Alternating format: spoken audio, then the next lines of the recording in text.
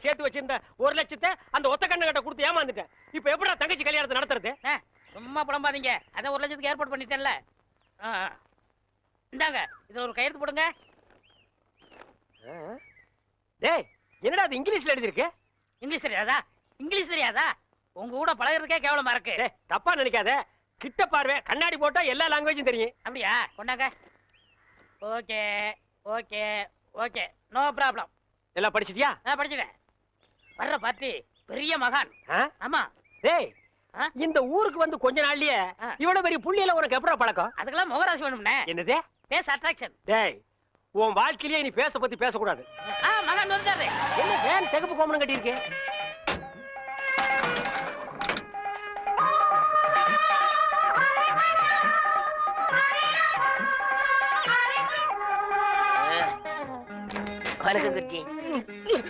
என்னடா அது விளக்குமாறு வேஷ்டி கட்டிட்டு வருது? அவர் தானே பணம் கொடுக்குற மகான்.